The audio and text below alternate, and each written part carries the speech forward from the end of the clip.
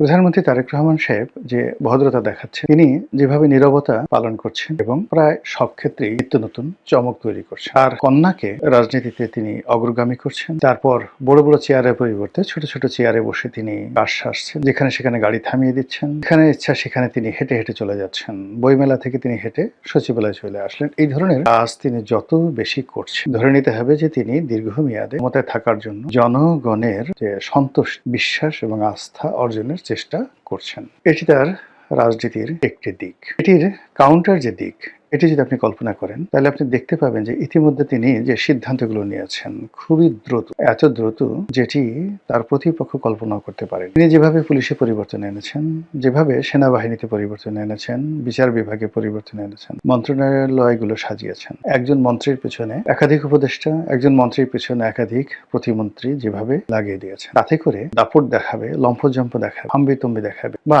মন্ত্রীরা খুব ক্ষমতাধর হয়ে পড়বে মনে হচ্ছে না। অবস্থা দৃষ্টি মনে হচ্ছে কঠোরতার দিক থেকে তিনি আলাউদ্দিন খিলজির নীতি অনুসরণ করেন। আলাউদ্দিন খিলজি, সম্রাট আলাউদ্দিন খিলজি এবং গিয়াসউদ্দিন বলবনকে বলা হয় ভারতবর্ষের ইতিহাসের সবচেয়ে কঠোর শাসক। তারা তাদের পুরো রাজত্বকে গোয়েন্দা নেটওয়ার্কে আবদ্ধ করে ফেলেছিলেন এবং তাদের মন্ত্রীরা একে অপরের বাসায় দাওয়াত পর্যন্ত খেতে পারতেন। তাদের পারস্পরিক মেলামেশা বন্ধ হচ্ছে, এরকম একটি অবস্থা, এবং তার সুফলও তারা পেয়েছিলেন। আবার অন্যদিকে তিনি যে বিনম্রতা দেখাচ্ছেন, ভদ্রতা দেখাচ্ছেন, এটি দিল্লির শাসক নাসিরউদ্দিন শাহের মতো। আপনারা জানেন গিয়াসউদ্দিন বলবনের মেয়ের জামাই যে দিল্লির সম্রাট নাসিরউদ্দিন শাহ নিজের হাতে রান্না করতে গিয়ে হাত পুড়িয়ে ফেলতেন। তার স্ত্রী একটা দাসী চেয়েছিল, তিনি সেটা দিতে পারেননি, বললেন যে ঠিক আছে, তুমি যেহেতু রান্না করতে পারছো না, আমি রান্না করবো। এরকম নরম প্রকৃতির মানুষ ছিলেন। তো তারেক রহমান সাহেব তার চরিত্রে দিল্লির বাদশাহ নাসিরউদ্দিন আর একই সঙ্গে গিয়াসউদ্দিন বলবন এবং আলাউদ্দিন খিলজির কঠোরতা তিনি অবলম্বন করছেন। তিনি অবস্থা দৃষ্টি মনে হচ্ছে তার অতীতকে ভুলেননি, যার সঙ্গে তার ভালোবাসা ছিল, বিশ্বস্ততা ছিল, এবং এই ভালোবাসাগুলো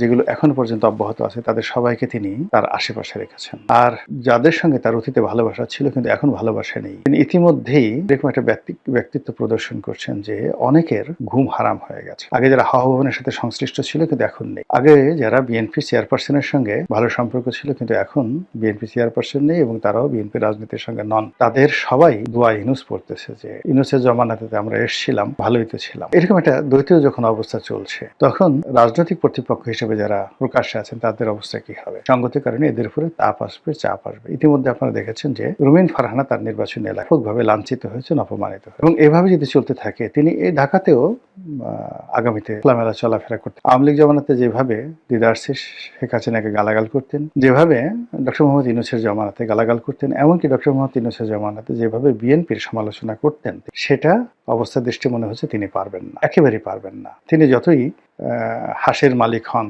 হাঁসকে আদর করেন, যতই তিনি রায়বাগানী হন, রাষ্ট্রশক্তির সঙ্গে আসলে পারা যায়। আর তিনি এমন একটা অবস্থায় পৌঁছে গেছেন, সব কথা, তিনি আমার খুব স্নেহভাজন ছোট বোন, সব কথা বলা যাবে না, তিনি খুব ভালো করে যান। তার ব্যক্তিগত জীবন, তার পারিবারিক জীবন, তার রাজনৈতিক জীবন বিএনপির সাথে এমন জটিলতা তৈরি করেছে, সেই জটিলতার সঙ্গে অনেক কিছু জড়িত, এটি তিনি রাতারাতি সমাধান করতে পারবেন, মরে গেলেও তিনি সমাধান করতে পারবেন। আজ জাহিদকে, ডাক্তার জাহিদ, যে তাকে যে মন্ত্রী পরিষদে নেওয়া হলো, উপদেষ্টা মন্ডলীতে নেওয়া হলো, মূলত রুমিন ফারহানাকে অপমান করার। আপনারা তো সবাই জানেন যে ডাক্তার জাহিদের সাথে রুমিন ফারহানার যে একটা স্ক্যান্ডাল, এটি নিয়ে মানে রুমিন ফারহানা বা জাহিদ কেউ কোনো কথা বলেন, কিন্তু এই স্ক্যান্ডালটা সারা বাংলাদেশে মশহুর হয়ে গেছে। তার প্রেক্ষিতে রুমিন ফারহানা নদীর ওপারে আর অপর পারে জাহিদকে যখনই তুলে ধরা হলো, হিমালয়ের চূড়ায় বসানো হলো, এটা রুমিন ফারহানাকে অপমান করার জন্য।